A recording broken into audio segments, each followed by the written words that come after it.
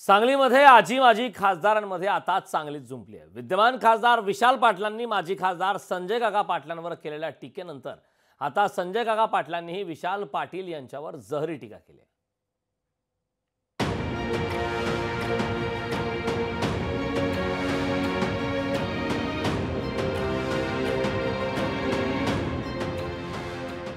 लोकसभा निवडणुकीनंतर सांगलीच्या राजकारणात आजी माजी खासदारांमध्ये पुन्हा संघर्ष पेटलाय। निमित्त ठरलंय कवठे महांकाळचं राष्ट्रवादी एसपीचे माजी उपनगराध्यक्ष मारहाण प्रकरण। संजय काका पाटलांविरोधात राष्ट्रवादी एसपीचे रोहित आर पाटील यांनी केलेल्या आंदोलनादरम्यान विशाल पाटलांनी संजय काका पाटलांवर जोरदार टीका केली। ते वैफल्यग्रस्त झालेत, आता विधानसभेला पडल्यानंतर नगरपंचायतीला उभे राहतील की काय अशी परिस्थिती झाल्याचा टोला लगावला।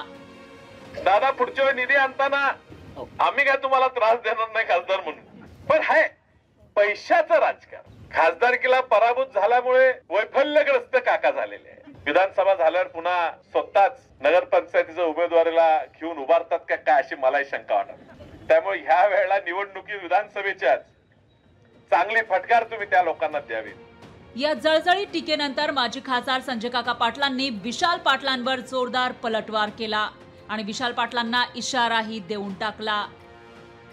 रंग बदलणाऱ्या सरड्यालाही लाजवेल असं हा विशाल सरडा या जिल्ह्यामध्ये काम करतोय।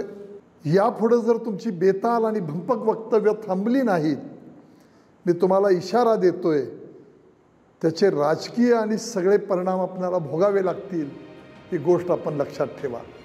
विधानसभा निवडणुकीपूर्वी आजी माजी खासदारांमध्ये सुरू झालेला हा संघर्ष टोकाला जाण्याची शक्यता आहे, पण या संघर्षाच्या निमित्तानं लोकसभेप्रमाणेच विधानसभेलाही विशाल पाटीलच सांगलीच्या राजकीय पटलावर केंद्रस्थानी राहिले तर नवल वाटायला नको। संजय देसाई, लोकशाही मराठी, सांगली। लोकशाही मराठी ऐका, पहा, जागरूक रहा।